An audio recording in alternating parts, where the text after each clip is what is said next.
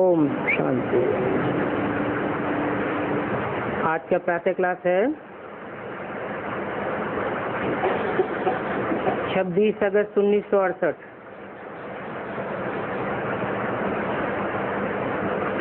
ये तो बच्चे जानते हैं कि आत्मा अविनाशी है। अविनाशी का मतलब आत्मा का कभी विनाश नहीं होता है, अर्थात आत्मा सदैव चैतन्य है, ज्योति बिंदु है।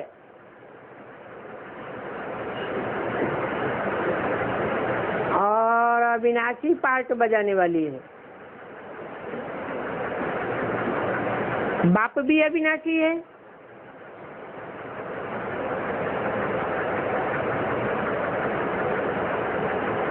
तो फिर बताओ कि प्यार किसको करना चाहिए? आत्मा को प्यार करना चाहिए। आत्माओं के बाप परमपिता परमात्मा को प्यार करना चाहिए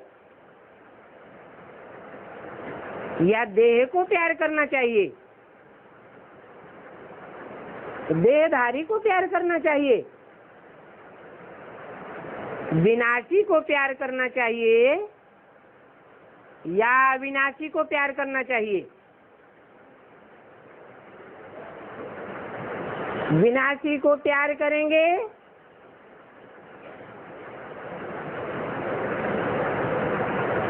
तो विनाश को प्राप्त होंगे, विनाशी सुख मिलेगा। और अविनाशी को याद करेंगे तो अविनाशी प्राप्ति होगी। अर्थात अविनाशी आत्मा को अविनाशी चीज को ही प्यार करना चाहिए। विनाशी शरीर या शरीरधारी को थोड़े ही प्यार करना चाहिए। और ये सारी दुनिया ही विनाशी है। ये बात तुम बच्चों की अब ही समझ में आई है क्या? कि सारी दुनिया विनाशी है और इस दुनिया की हर एक चीज विनाशी है। ये शरीर भी विनाशी है। आज इन शरीरों को देखते हो, कल नहीं रहेंगे। आत्मा विनाशी है। तो आत्मा का प्यार अविनाशी प्यार हो जाएगा।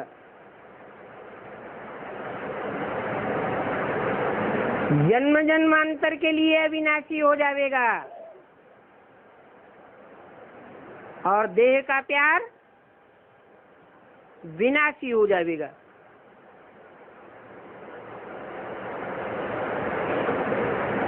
किसी का विनाश होता है तो दुख होता है। देह के प्यार विनाशी होने के कारण प्यार का जब विनाश होगा तो दुख हो जाएगा। आत्मा तो कब मरती नहीं है। इस आत्मा को ही कहा जाता है राइटियस। देह अनराइटियस है। तो राइटियस और अनराइटियस इस बात को बाप ही समझाते हैं। बाप कहते हैं अभी इस अंतिम जन्म में तुम अनराइटियस बन पड़े हो।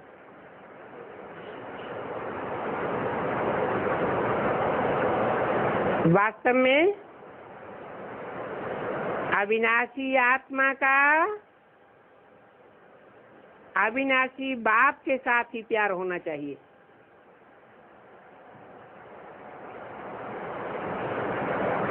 क्योंकि बाप अविनाशी पार्ट बजाने वाला है।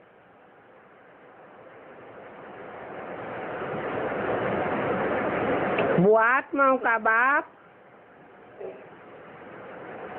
मनुष्यों के बाप में प्रवेश करता है,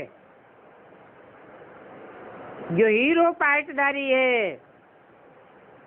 और हीरो पार्टधारी ऑलराउंड पार्टधारी है।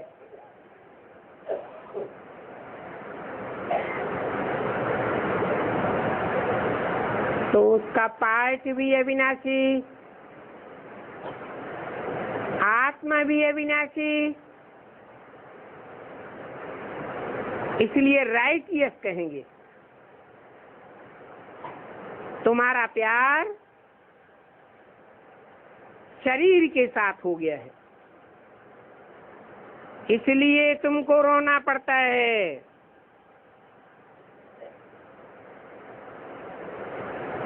अविनाशी के साथ प्यार नहीं है, इसलिए तुमको रोना पड़ता है। विनाशी के साथ प्यार होने से रोना जरूर पड़ेगा। अभी तुम अपन को अविनाशी आत्मा समझते हो, तो फिर रोने की दरकार नहीं है। वो देह का प्यार अनराइटियस प्यार है, इसलिए रोना पड़ता है। बाप पूछते हैं, सतयुग में कोई रोते हैं? रोते हैं? नहीं। क्यों? क्योंकि वहां सब अपन को आत्मा समझते हैं और दूसरों को भी आत्मा समझते हैं। वहां आत्मा अभिमानी है, यहाँ तो सब देह अभिमानी हो पड़े हैं। देह को देख करके प्यार करते हैं। आत्मा के बारे में तो कोई को पता ही नहीं है। अगर आत्मा के जन्म जन्मांतर के नाम रूप गुण कर्तव्यों को पता हो तो आत्मा से प्यार करें।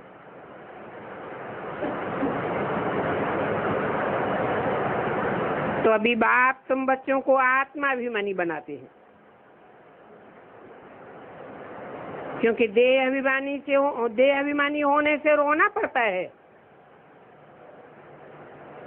जो विनाशी शरीर है उसके पिछाड़ी रोते हैं।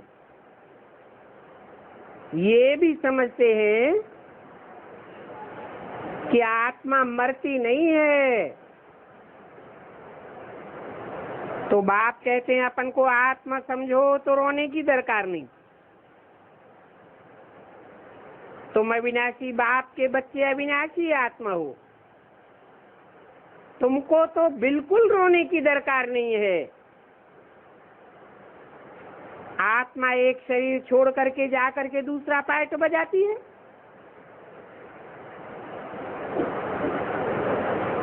तो आत्मा को अपना चोला बदल बदल के इस सृष्टि रूपी रंगमंच पर अपना खेल करने दो, पार्ट बजाने दो। तुम देहधारियों से, देह से ममत्व क्यों रखते हो? देह सहित देह के संबंधों से बुद्धियोग तोड़ दो।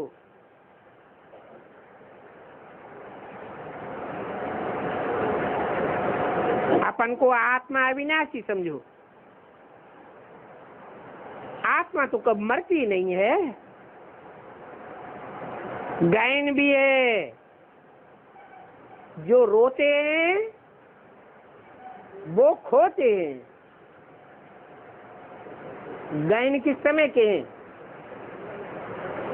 हैं? अरे गायें सब संगम युग के हैं, चाहे वो शास्त्रों में हो, चाहे वो गायें समाज में चलते हो, चाहे किसी सोसाइटी में चलते हो,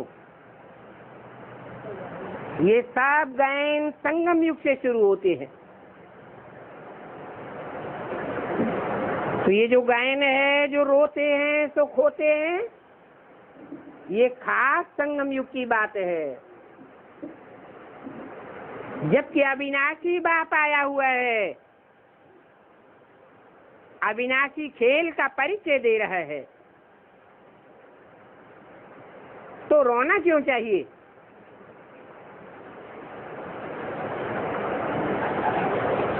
हम सब पार्टधारी हैं। आत्माभिमानी बनने से हम हंसने लायक बन जाते हैं।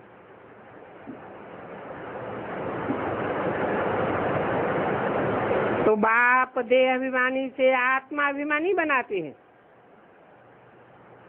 कहते हैं बच्चे तुम कितने भूले हुए हो,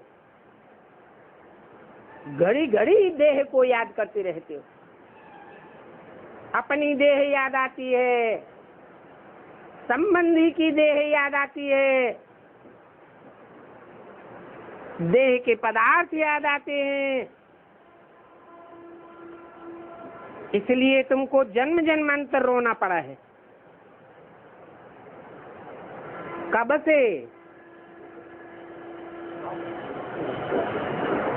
तब से रोना पड़ा है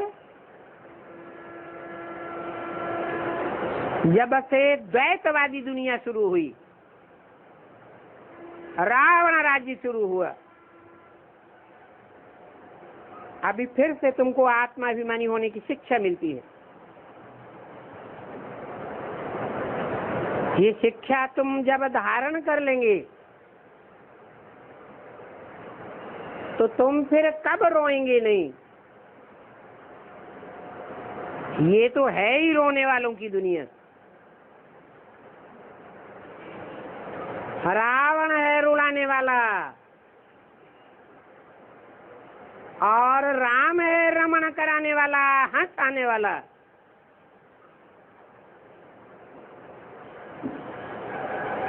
वो हंसने वालों की नई दुनिया अभी आने वाली है।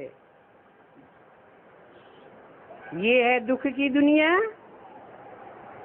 और वो है दुख सुख की दुनिया।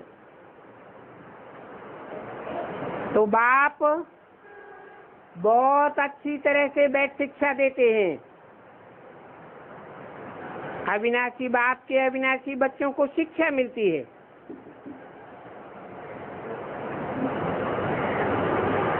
वो गुरु लोग देह अभिमानी होते हैं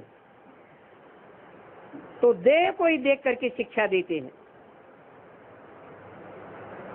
तो देह की याद आने से रोते हैं, देखते भी हैं शरीर खत्म हो जाएगा,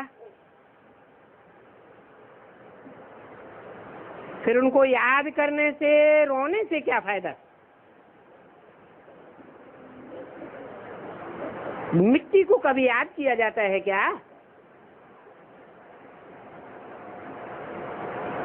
अविनाशी आत्मा ने जा करके दूसरा जन्म लिया। ये तो बच्चे जानते हैं, जो अच्छा कर्म करते हैं तो उनका अच्छा कर्म गाया जाता है, उनको फिर शरीर भी अच्छा मिलता है। कोई को खराब रोगी शरीर मिलता है, वो भी कर्मों के अनुसार होता है। ऐसे नहीं कि अच्छा कर्म किया है तो ऊपर चले जाएंगे, नहीं, ऊपर तो कोई जा ही नहीं सकता है। अच्छा कर्म किया है तो जरूर अच्छा कहलावेगा और अच्छे घर में जाके जन्म लेगा।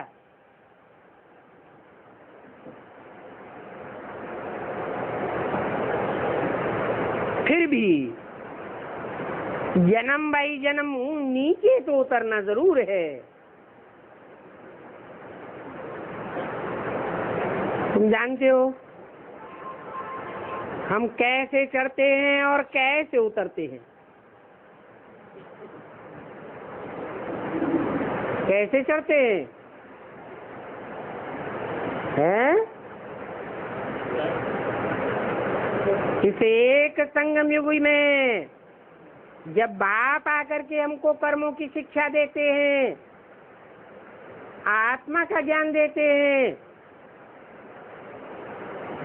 तो अच्छे कर्म करने के कारण हम एक जन्म में चढ़ते हैं और फिर 84 जन्मों में देह के सुख भोगते भोगते नीचे उतरते हैं।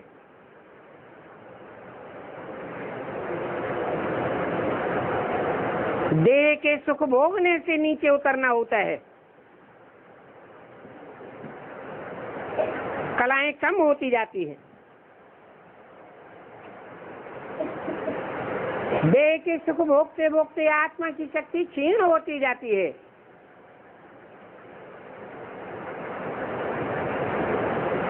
अभी तुम देह को खत्म कर देते हो, जैसे हम तो आत्मा हैं, अपन को आत्मा समझ करके कर्म करेंगे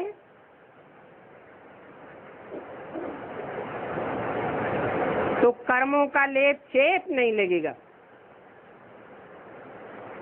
कर्म अकर्म हो जाते हैं, यहाँ तक कि पूर्व जन्मों के पाप कर्म भी भस्म हो जाते हैं।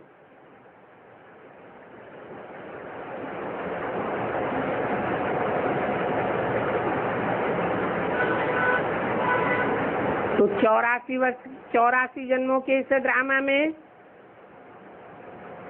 अच्छे कर्मों अनुसार अच्छा जन्म तो मिलेगा, फिर भी वहां नीचे उतरते उतरते कला कम होती जाएगी। बल कोई अच्छा महात्मा बनेगा, फिर भी उसकी कला कम होती जाएगी। बाप कहते हैं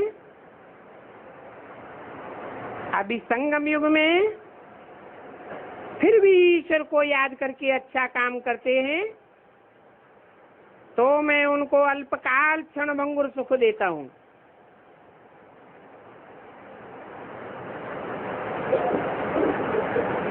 सीढ़ी तो नीचे उतरनी होती है, क्योंकि बाप के और आत्मा के असली स्वरूप को नहीं जानते हैं।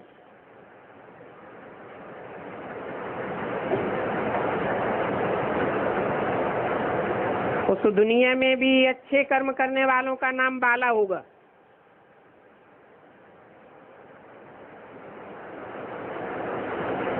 परंतु यहाँ इस दुनिया में तो अच्छे बुरे काम को भी नहीं जानते हैं।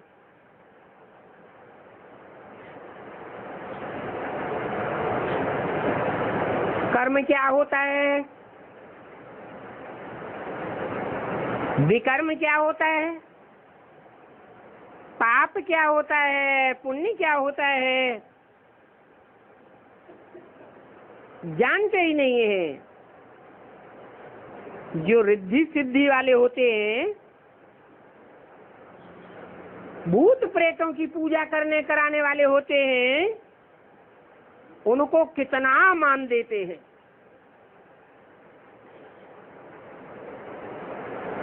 समझते हैं इन्होंने आत्मा को भी बस में कर लिया। उनके पिछाड़ी मनुष्य जैसे कि पागल हो जाते हैं।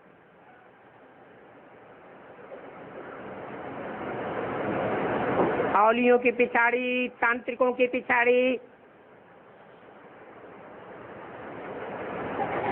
बाप कहते हैं ये है तो सारा ज्ञान। ऐसे नहीं कि वो तांत्रिक को कोई सुधार कर देते हैं, नहीं, ये तो कर्मों अनुसार ही अच्छा बुरा फल मिलता है। ये सारा ज्ञान समझो। कोई इनडायरेक्ट दान पुण्य आदि करते हैं, धर्मशाला, हॉस्पिटल आदि बनाते हैं, तो दूसरे जन्म में उनको एवजा जरूर मिलता है। इनडायरेक्ट का मतलब है ईश्वर को तो जानते नहीं जो डायरेक्ट ईश्वर को करें। कोई गुरुओं के थ्रू करते हैं, कोई तांत्रिकों के थ्रू करते हैं, कोई किसको निमित्त बना लेते हैं। बाकी कोई बाप की याद तो नहीं करते हैं।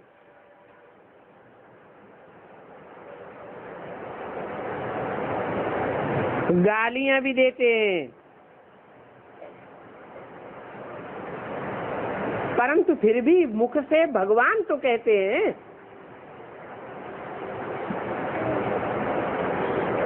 तो देखो, अनजान होने के कारण जानते कुछ भी नहीं है। भगवान को याद करके रुद्र पूजा करते हैं और समझते हैं कि रुद्र भगवान है।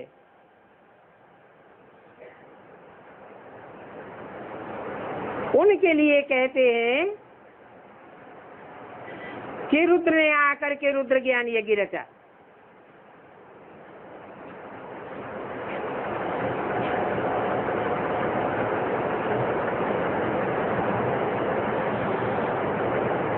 समझते हम शिव रुद्र की पूजा करते हैं।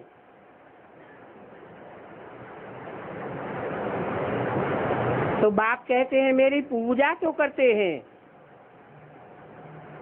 परंतु बिना जाने बिना समझे करते रहते हैं।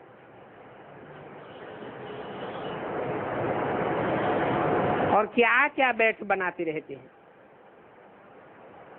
क्या क्या करते रहते हैं। रुद्र यज्ञ रचते हैं तो लाखों की तादाद में मिट्टी के शालिग्राम बनाते हैं। सुबह को बनाते हैं और शाम को तोड़ डालते हैं।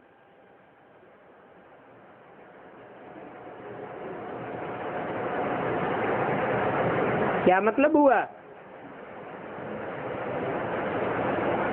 है? भक्ति मार्ग में ऐसा क्यों करते हैं? कहाँ की यादगार है कि सवेरे को लाखों की तादाद में शालिग्राम बनावेंगे, मिट्टी के ही बनावेंगे। ये शरीर मिट्टी का है ना। संगम युग में जो ब्राह्मण होते हैं, उन ब्राह्मणों का शरीर भी तो मिट्टी का ही होता है ना।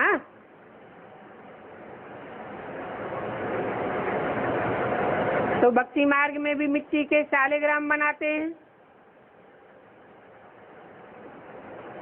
सुबह को बनाते हैं, शाम को तोड़ देते हैं। क्या मतलब हुआ है? अरे सवेरे को निश्चय बैठता है और शाम को निश्चय उखड़ जाता है। ऐसे बनना और बिगड़ना होता रहता है। क्या क्या करते रहते हैं, सो तो अभी तुम जानते हो। जितने मनुष्य होते हैं उतने ही फिर उनके गुरु भी होते हैं।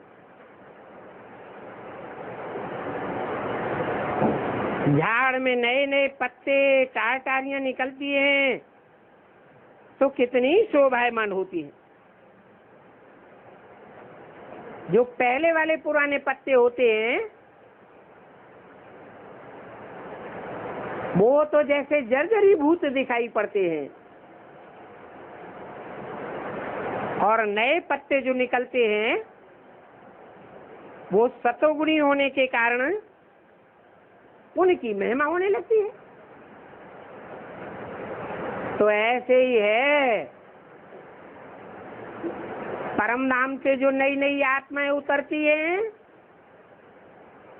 वो गुरु बन करके बैठ जाती हैं।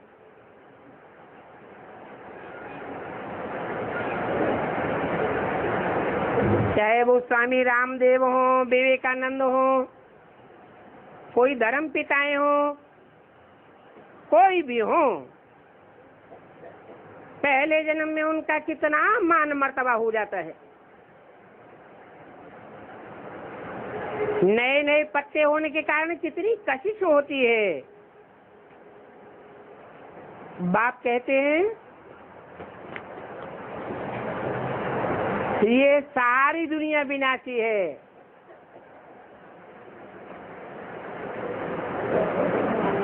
सब विनाश की ओर गिरते जाते हैं।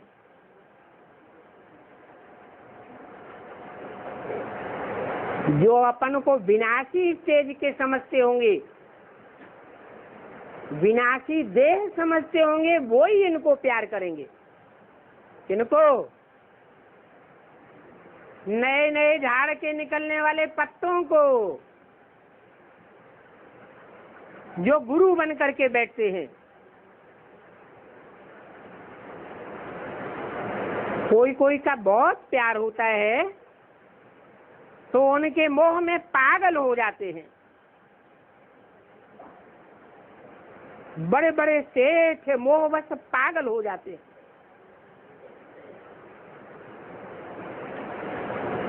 माताओं को ज्ञान न होने के कारण विनाशी शरीर के पीछे विधवा बन पड़ती है।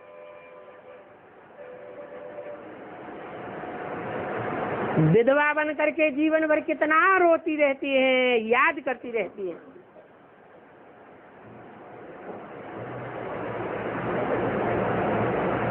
अभी तुम तो अपन को आत्मा समझते हो,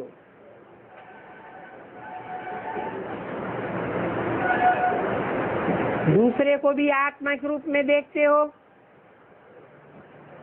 तो तुमको तो जरा भी दुख नहीं होता है।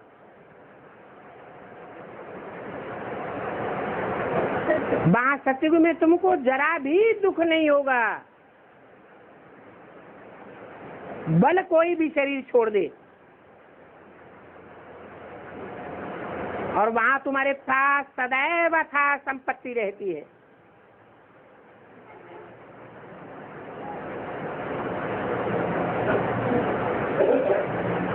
वहां नई दुनिया में तुम ऐसी अथाह सुख की स्टेज इस सब पढ़ाई से प्राप्त करते हो। ये ईश्वरीय पढ़ाई सोर्स ऑफ इनकम है और एक जन्म की इनकम नहीं है, जन्म जन्मांतर के लिए इनकम है। पढ़ाई में अहम ऑब्जेक्ट होती है। विनाशी पढ़ाई की विनाशी अहम ऑब्जेक्ट होती है। कोई डॉक्टरी पढ़ेगा तो अहम ऑब्जेक्ट हो कि बड़ा सर्जन बनूंगा। कोई लॉ की पढ़ाई पढ़ेगा तो अहम ऑब्जेक्ट होती है मैं जज बनूंगा, सुप्रीम कोर्ट का चीफ जस्टिस बनूंगा। परंतु वो अहम ऑब्जेक्ट और वो पढ़ाई से एक ही जन्म में खलास हो जाएगी।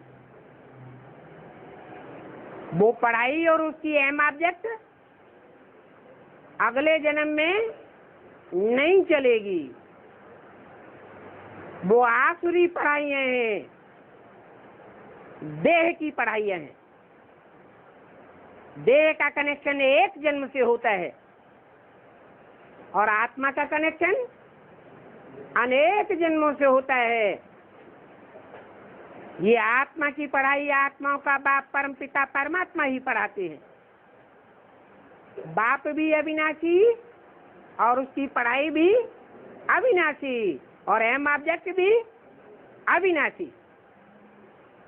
एक जन्म के लिए तुम नहीं पढ़ते हो, तुम जन्म जन्मांतर की सुख शांति के लिए पढ़ते हो, जन्म जन्मांतर के लिए मर्तबा लेने के लिए पढ़ते हो। तुम ऐसी पढ़ाई पढ़ते हो जो पढ़ाई आज तक दुनिया में किसी जन्म में किसी गुरु ने नहीं पढ़ाई। वो गुरु जो भी पढ़ाइयाँ पढ़ाते हैं अधीन बनाने की पढ़ाइयाँ पढ़ाते हैं, और बाप जो राजयोग पढ़ाते हैं वो राजा बनने और बनाने की पढ़ाई पढ़ाते हैं। राजा किसी के अधीन नहीं होता है, तो बाप अधिकारी बनाते हैं, और दुनिया के गुरु तो अधीन बनाते हैं, अधीनता की पढ़ाई पढ़ाते हैं।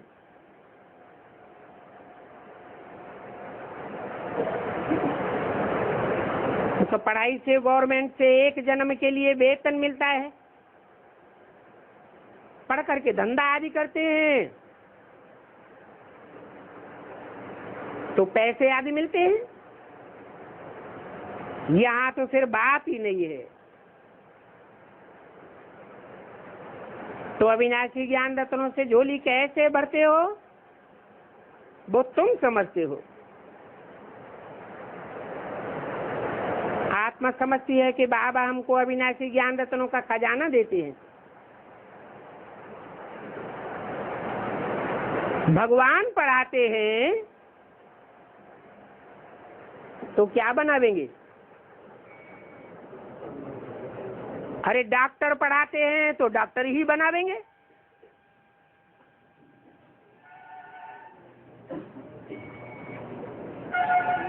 वकालत पढ़ाते हैं तो वकील ही पढ़ावेंगे। इंजीनियर की पढ़ाई पढ़ते हैं तो इंजीनियर ही पढ़ावेगा। यहाँ पढ़ाने वाला कौन है? हैं? स्वयं भगवान है। तो क्या बनाते हैं? भगवान भगवती बनाते हैं, गॉड गॉडेस बनाते हैं। इससे ऊंच पद तो और कोई होता ही नहीं है।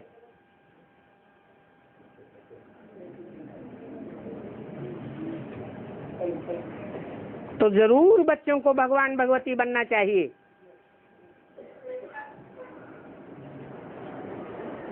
परंतु बाप कहते हैं कि भक्ति मार्ग में इन लक्ष्मी नारायण को भगवान भगवती समझते हैं, परंतु लक्ष्मी नारायण कोई भगवान भगवती होते नहीं है।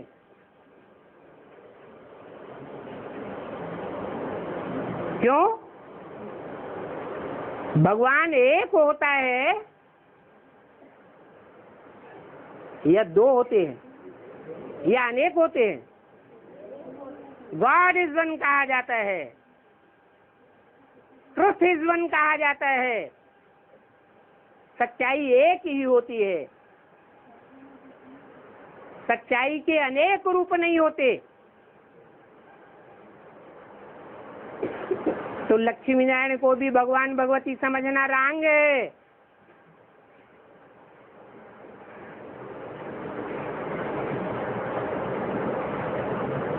राम सीता की भी डायनेस्टी फेल हुई।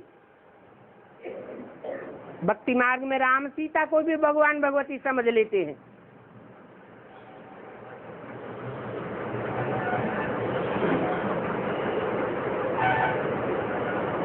राम की सारी डायनेस्टी फेल हो गई, ये भी कोई नहीं जानते हैं। फेल होने की ये निशानी दे देते हैं, धनुष और बाण।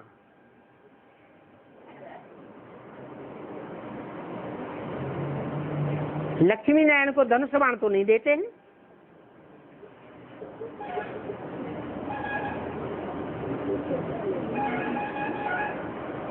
तुम सब क्षत्रिय तो बनते हो ना,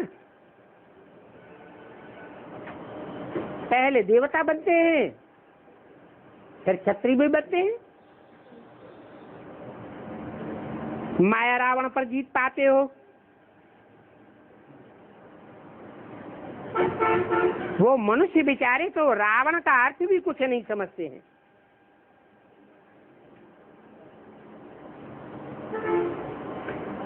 तो कहेंगे ये भी ड्रामा है।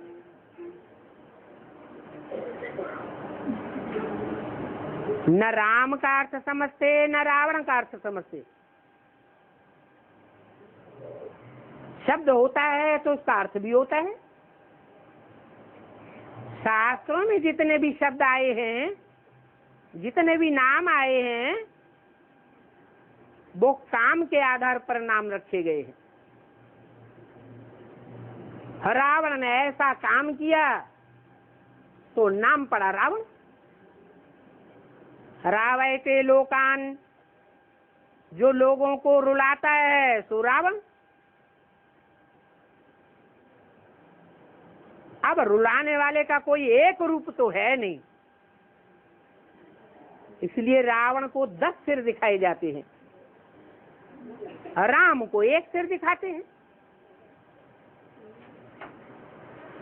एक सिर होगा तो एक बात कहेगा, और 10 मुख होंगे तो 10 बातें कहेगा।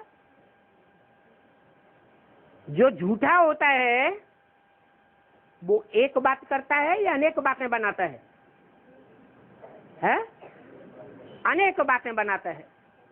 और जो सच्चा होता है वो एक बात कहेगा। जैसे कोई दुकान पर लिखा होता है एक दाम,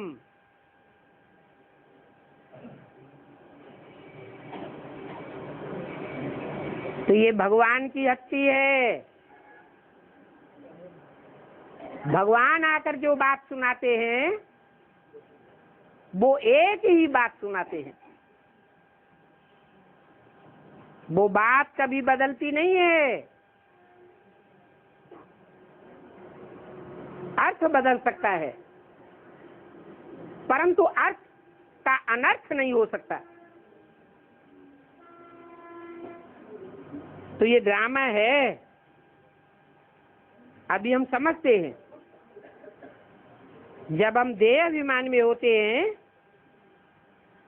तो हमारी बुद्धि कितनी डिग्रेड हो जाती है, क्योंकि देह मिट्टी है।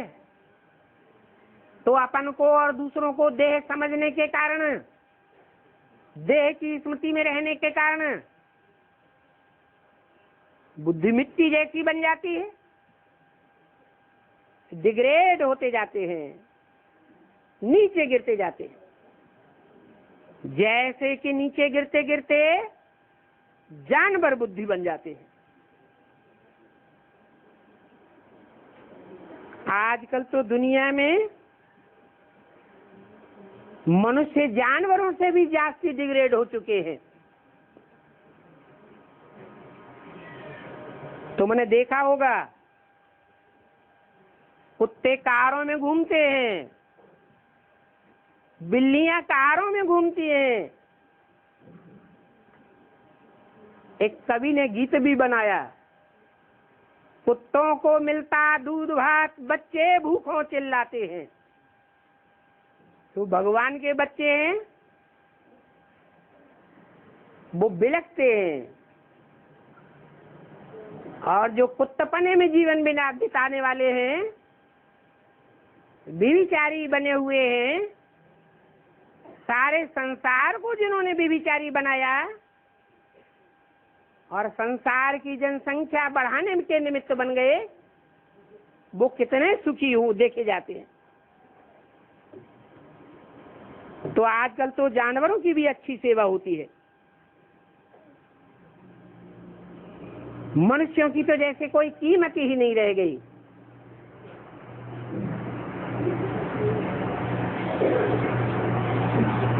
अब मनुष्य बेचारे कुछ कर तो सकते नहीं है।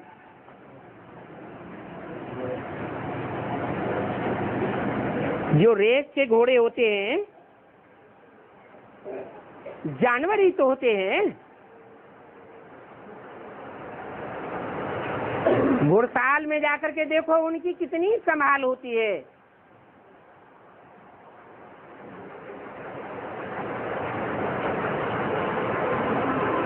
कितनी होशियारी से रखते हैं।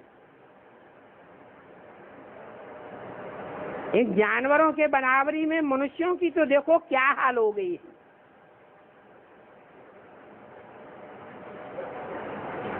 कुत्तों को प्यार से संभालते हैं, चूमते हैं, चाटते हैं और साथ में पलंग पर सुलाते भी हैं। देखो दुनिया का क्या हाल हो गया है। वहां सतयुग में तो ऐसे धंधे होते ही नहीं है।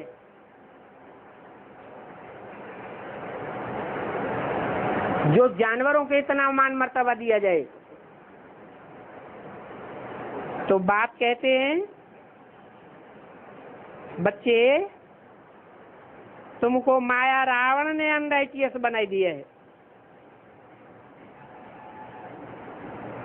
इतना अनराइटियस बनाई दिया है कि जो भगवान बाप के बच्चे हैं उनकी इस दुनिया में कोई कदर नहीं रहती। और जो जानवरों जैसे स्वभाव संस्कार वाले हैं उनकी देखो कितनी कदर हो जाती है।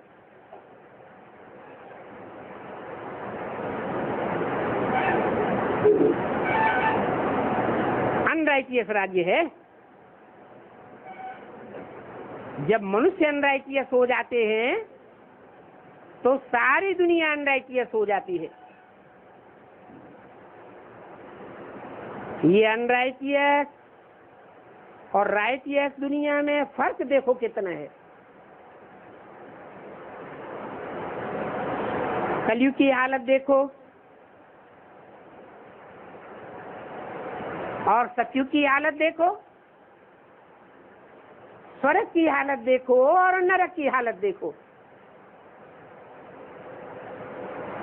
मैं स्वर्ग स्थापन करता हूं। मैं माने कौन? कौन कहता है मैं स्वर्ग स्थापन करता हूं? हैं? शिव बाप कहते हैं। वो ही स्वर्ग स्थापन क्यों करते हैं और वो ही क्यों कहते हैं, दूसरा कोई क्यों नहीं कहता छाती ठोक के कि मैं स्वर्ग स्थापन करता हूं? रिवाजी हालत में कहेंगे हम दिल्ली को स्वर्ग बनाएंगे, लेकिन अंदर से पक्का विश्वास किसी को नहीं होता। भगवान बाप कहते भी हैं और करके भी दिखाते हैं। क्यों करके दिखाते हैं? क्योंकि भगवान बाप जो सदा शिव कहा जाता है वो सदैव स्व स्थिति में रहने वाला है, और जो सदैव स्व स्थिति में रहने वाला है वो ही स्वर्ग स्थापन कर सकता है।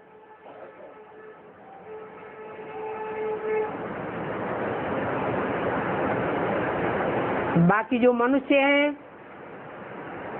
जिन्हें नर कहा जाता है वो तो नरक ही बना देंगे। नर बनाते हैं नरक, और सदैव स्व स्थिति में रहने वाला शिव बनाता है स्वर्ग।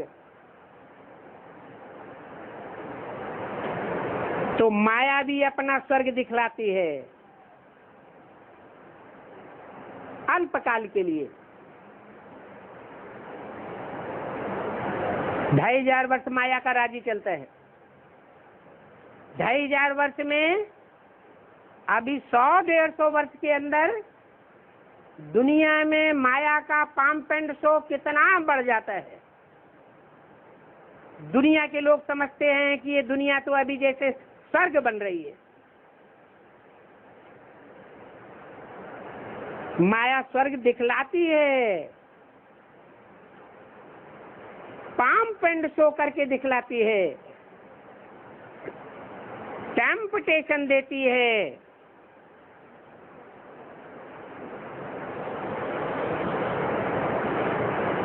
दिखाते हैं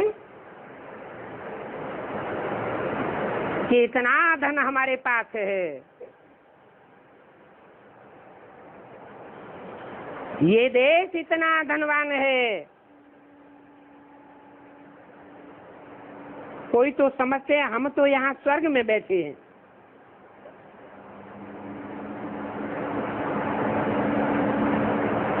अब स्वर्ग की नई दुनिया में कोई 150 मंजिलें थोड़ी ही होती है।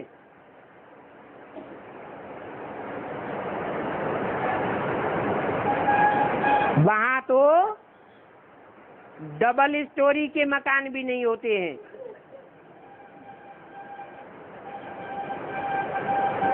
मनुष्य थोड़े होते हैं।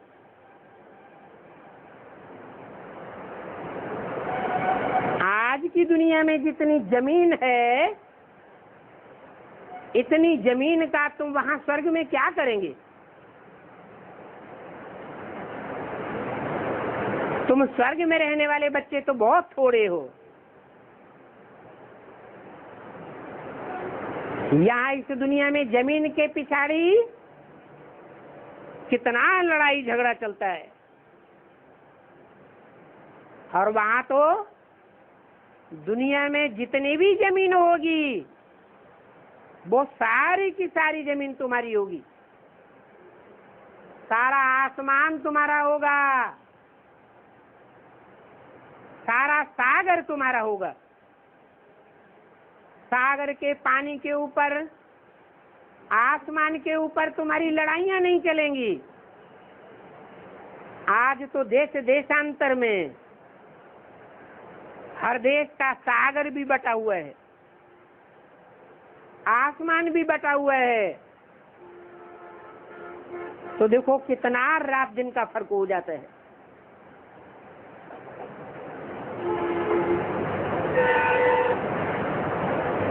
वो होता है लौकिक बाप, और ये है पारलौकिक बाप।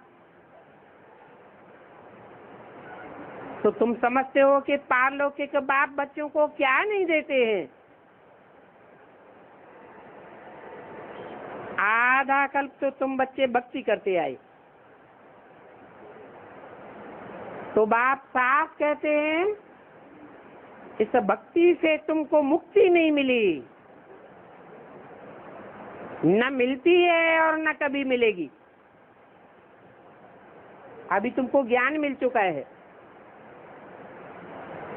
ज्ञान मिलने के बावजूद भी अगर भक्ति करते रहेंगे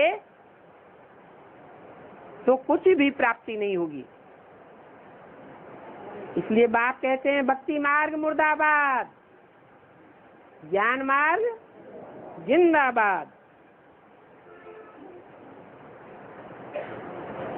ज्ञान मार्ग जिंदाबाद करेंगे तो तुम मेरे से मिल जाएंगे। भक्ति में कोई भी मेरे से नहीं मिलते हैं। अभी तो तुम मेरे से प्रैक्टिकल में मिलते हो ना। मैं भी मुक्ति धाम में रहता हूँ और तुम भी मुक्ति धाम में रहते हो। फिर वहां से तुम स्वर्ग में चले आते हो। मैं स्वर्ग की नई दुनिया में नहीं जाता हूं। तो देखो भक्ति मार्ग में भगवान से मिलने के लिए मनुष्य क्या क्या करते रहते हैं। तो ये सब ड्रामा में नूद है। फिर भी ये ड्रामा हूबहू जैसे कि रिपीट होता रहता है। ये ज्ञान फिर भी तुमको भूल जाएगा, इतना भूल जाएगा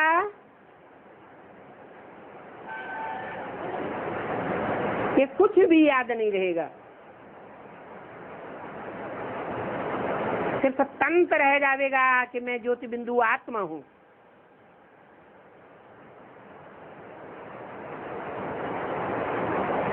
द्वापर कलयुग में भी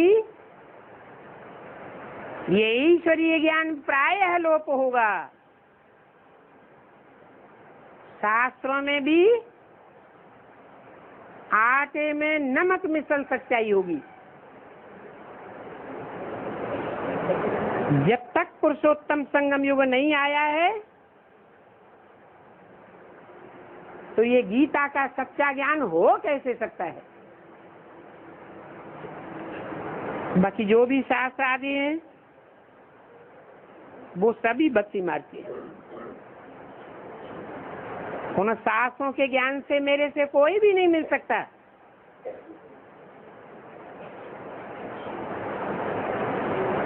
जो मनुष्य होते हैं वो तो उल्टा पुरुषार्थ करते रहते हैं।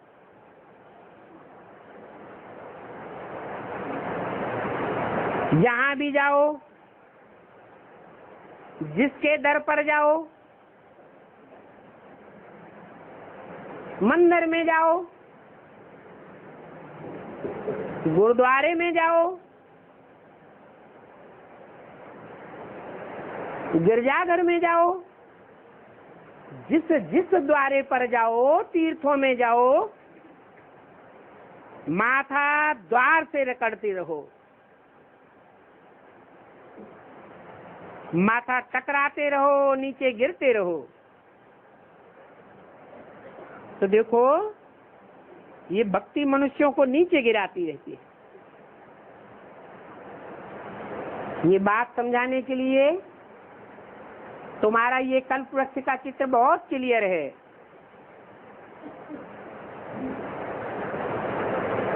तुम समझते हो कि पहले हम सतो प्रधान फिर सतो रजो तमो में आते हैं। जब तुम्हारी आत्मा तमो में आती है तो तुम काले बन जाते हो। ये कोई मनुष्य का अकल नहीं,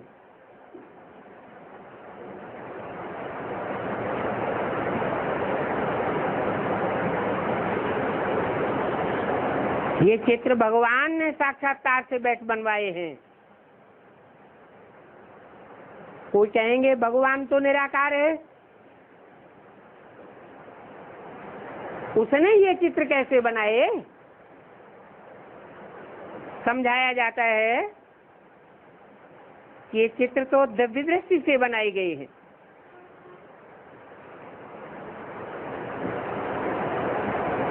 दिव्य दृष्टि तो होती है ना। मीरा को, तुलसीदास को साक्षात्कार हुए तो ना। मीरा का, नारद का गायन तो है ना। मीरा ने बहुत भक्ति की तो साक्षात्कार हुआ। बैकुंठ में रात करती रहती थी, बड़ी खुश रहती थी, परंतु फिर रिजल्ट क्या हुआ? मीरा की आत्मा को भी अगले जन्म में नीचे तो उतरना पड़ता है ना।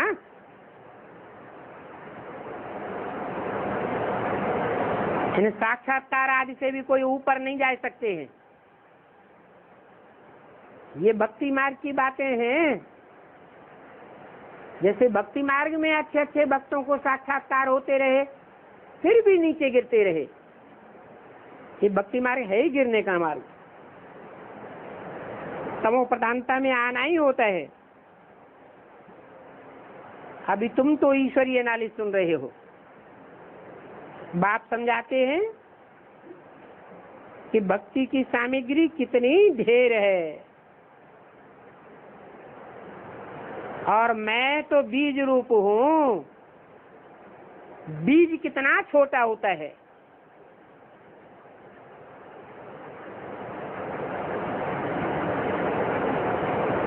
मैं जब आता हूँ तो ज्ञान का बीज आरोपण करता हूँ, फिर वो बीज विस्तार को पाकर के कितना बड़ा विस्तार को पाता है कि झाड़ का झाड़ बन जाता है। तो भी ये एक प्रकार का झाड़ नहीं है, ये मनुष्य सृष्टि का वैरायटी झाड़ है।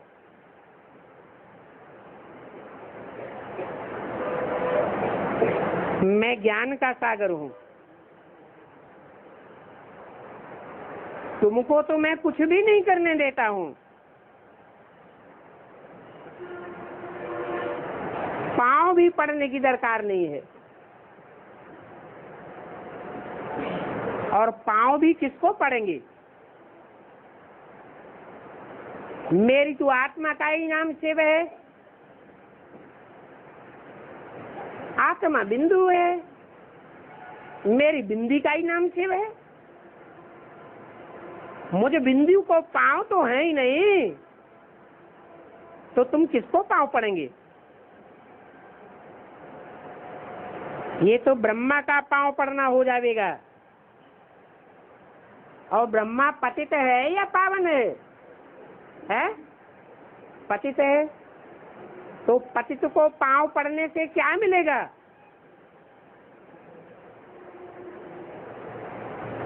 बाप कहते हैं मैं तो तुम्हारा गुलाम बन करके आया हुआ हूं। किसका है? किसका गुलाम बन के आया हुआ हूं? तुम्हारा माने किसका? तुम आत्माओं का, जो आत्मिक स्थिति में बन करके परीक्षा में पास होते हैं, उनके लिए बोला मैं तुम्हारा गुलाम हूं, मोस्ट ओबीडिएंट सर्वेंट बन करके आता हूं।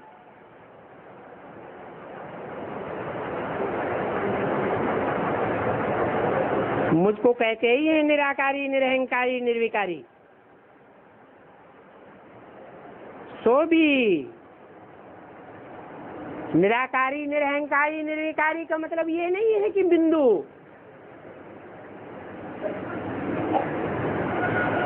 फुदक करके बिंदु कोई निराकारी, निर्विकारी, निरहंकारी एक्ट करता है। नहीं, वो एक्ट भी प्रैक्टिकल में आती है, तभी निरहंकारी कहा जाता है। कोई कर्म करते हैं, कर्म करने से ही उनके कर्मों में अहंकार झलकता है। वाचा बोलते हैं, वाचा में अहंकार भरा रहता है। तो मैं तो प्रैक्टिकल में ये दिखाता हूं एक्ट करके कि मैं निरहंकारी हूं, निर्विकारी हूं, निराकारी हूं। बाप तुमको कितना अथाह ज्ञान देते हैं।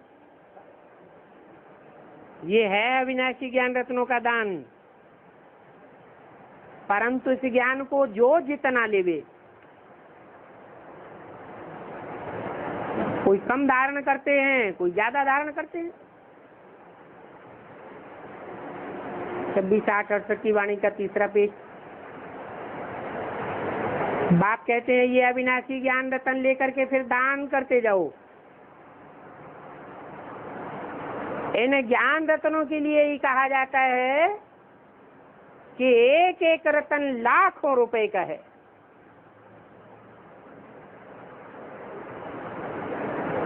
तुम सेवा के लिए ईश्वरीय ज्ञान रत्नों की सेवा के लिए जो जो कदम बढ़ाते हो, वो एक एक कदम में तुम्हारे पदम भरा हुआ है।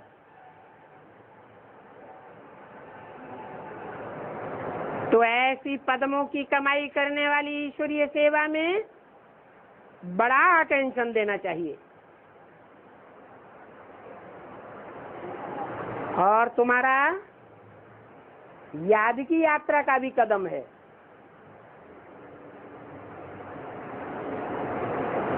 इस यात्रा से तुम अमर बन जाएंगे। वहां मरने आदि का फिक्र नहीं होता है। यहाँ तो मरने का कितना फिक्र रहता है।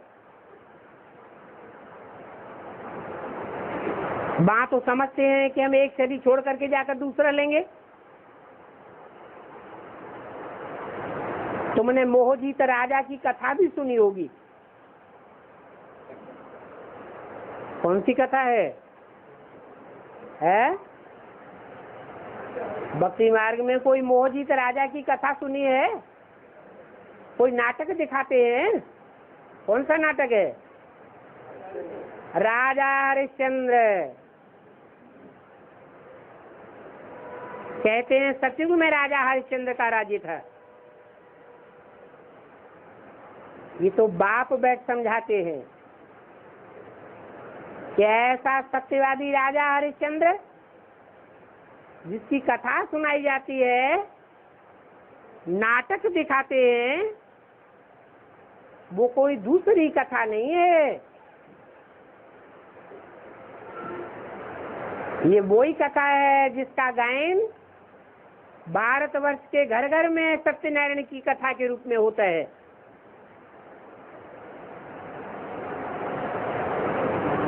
ये सभी कथाएं तुम पास की बैठ करके सुनते हो। अभी बाप तुमको ऐसा राजा हरिश्चंद्र सत्यवादी बनाने के लिए आए हैं, दानवीर बनाने के लिए आए हैं। अभी की सारी बातें अर्थात संगम युग की सारी बातें भक्ति मार्ग में कथा कहानियों के रूप में सुनाई जाती है। ओम शांति।